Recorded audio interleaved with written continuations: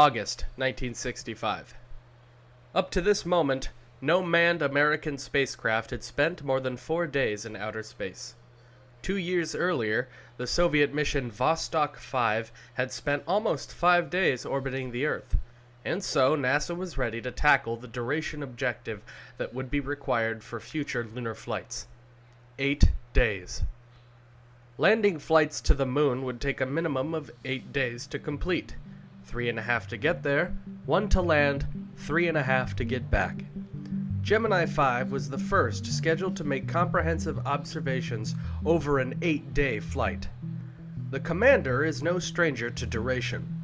Gordon Cooper had last flown in Faith 7, spending over a day and a half flying solo in his Mercury capsule.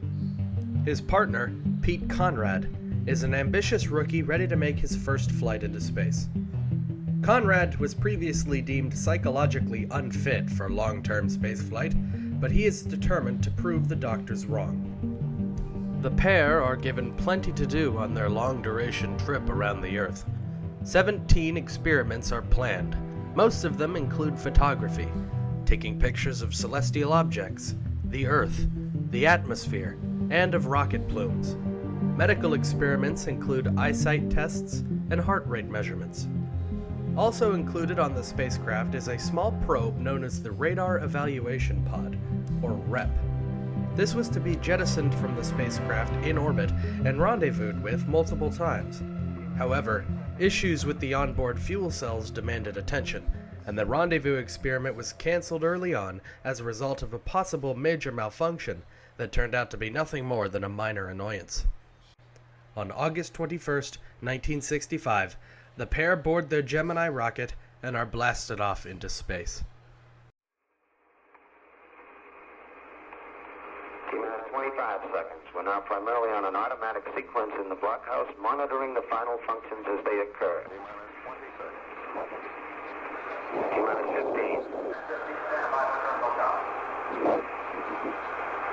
Then advise stand by for the turbo count. 10, 8, 7, 6, 4, 3, 2, 1, 0. Ignition. We're all falling out. 8, 9, go straight as an arrow.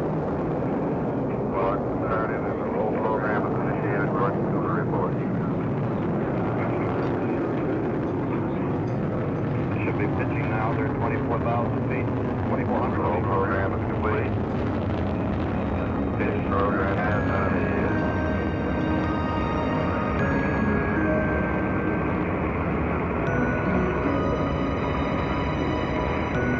So far, a perfect departure for 8 days.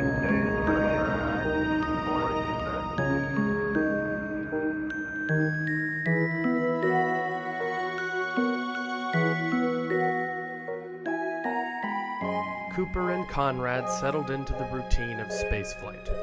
For 8 days, they alternated sleep schedules, fought dandruff, made orbital observations, and encountered issues that were more annoyances than critical problems. A sunrise and sunset occurred every 45 minutes. Over the course of only a week, Cooper and Conrad, the crew of Gemini 5, became the most traveled human beings in history.